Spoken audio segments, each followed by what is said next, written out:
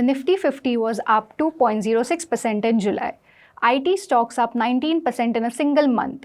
Foreign selling down to just rupees 6,056 crore. So what should investors do next?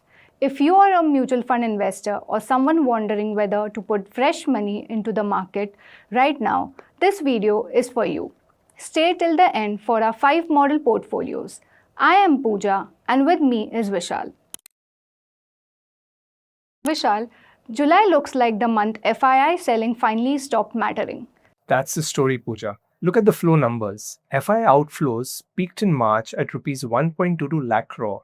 Domestic institutions bought rupees 1.42 lakh crore in the same month and absorbed all of it. Since then, foreign selling has faded every month, down to rupees 6,056 crore in July. When that supply pressure lifts, large caps move first because that's where foreign money sits. Which shows up in the index numbers. The Nifty 50 TRI led with 2.06%, the Nifty 100 TRI 1.98%, then it tapers. Nifty 500 TRI 1.7%, large midcap 250 at 1.61%, next 50 at 1.6%, midcap 150 gained 1.25%, small cap 250 managed 0.83%. The further down the size curve you went, the less you made. That's the reverse of June, a large cap-led month. The sector table is even more lopsided. Vishal, walk us through it. IT gained 19% in July, the biggest single sector move we have seen in a long time.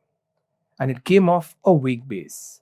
Consumer durables followed at 10.7%, reality 8.8%, media and auto both 7.2%, pharma added 4.2%, and FMCG 1.9%.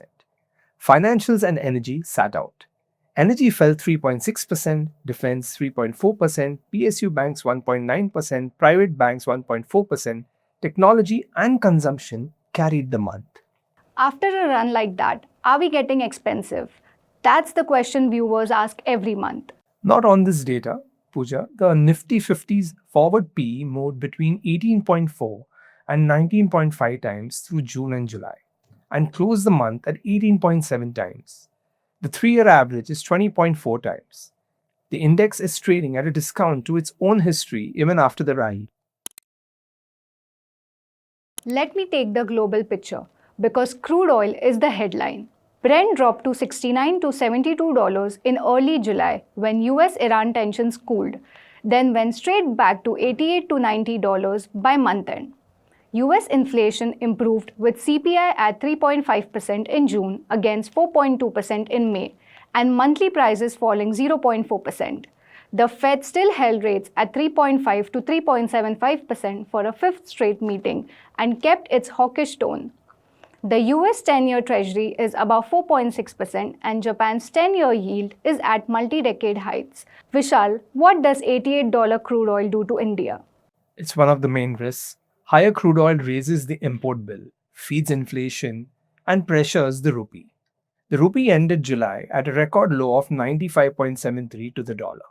However, the RBI's FCNR deposit measures could bring in $50 to $60 billion of capital inflows, which helps on the currency side.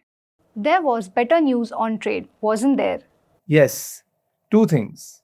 The India-UK CATA took effect on 15th of July and gives zero duty access for nearly 99% of Indian exports. And India signed over 100 plus agreements with Japan, with planned Japanese investment of about rupees 1.2 lakh crore.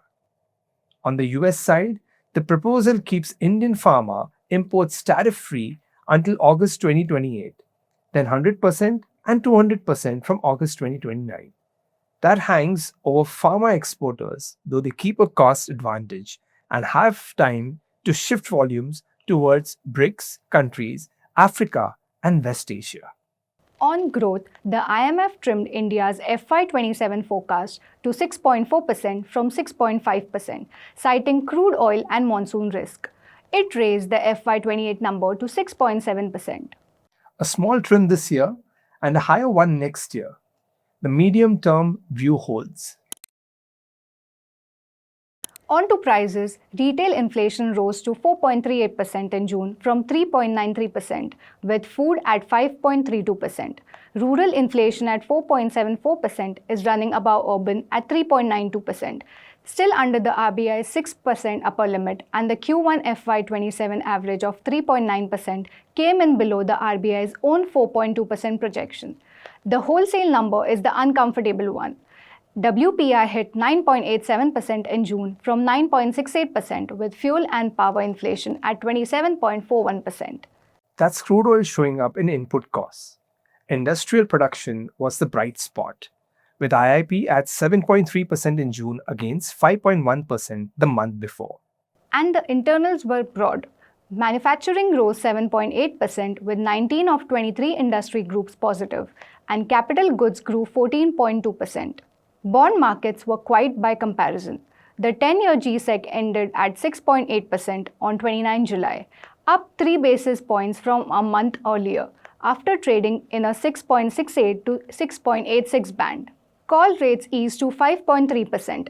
The curve flattened a little, with yields on 2 to 4-year paper rising 20 to 40 basis points, while the long end held near 6.8%. Which tells you markets have priced in higher near-term rates and long-term inflation expectations stay anchored. So putting it together, what's our investment strategy for the month? 4 points. We prefer mid-caps and small caps, followed by large caps. Invest in a staggered way through SIPs or tranches. Keep gold as a strategic hedge and build some global allocation through Gift City outbound offerings. And debt? Yields are expected to stay range bound, so accrual-oriented strategies and shorter duration funds remain the preference. Those earn the coupon without a big interest bet. A measured gold allocation applies here too. Now the part viewers wait for, the model portfolios. These are the views for different risk profiles, not recommendations. The aggressive basket runs 20% large cap, 40% mid cap, 25% small cap, 5% flexi cap, 5% thematic, and 5% gift outbound. The moderate basket holds 20% large cap, 22% mid cap, 10% small cap, 15% balance advantage, 23% corporate bond and short duration, 5% gold, and 5% gift outbound. Conservative is 70% corporate bond and short duration, 20% balance advantage fund, 10% gold. And the two special baskets? Regular income for lump sum investors who want steady income holds 70% balance advantage and 30% multi-asset. Build India for higher risk investors backing the domestic growth theme holds 80% thematic and sectoral funds and 20% flexi cap and multi cap. Scheme names and riskometers for every basket are in the full report, so read it along this. Last question. What breaks this setup, Vishal? Crude oil staying at $90. Add an escalation in West Asia, an inflation surprise, or a sharp reversal in FII flows, and volatility comes back. The monsoon matters too. A strengthening El Nino in the second half of the season would push prices up and hit rural demand. To sum up, this was a large cap led July, with IT leading the sectors, valuations below the 3-year average, foreign selling close to done, and crude oil as the risk to watch. We'd love to hear your view as well. Which part of the market are you most bullish on right now? Large caps, mid caps, small caps, or IT? Let us know in the comments below. Happy investing with Mirae Asset Sharekhan.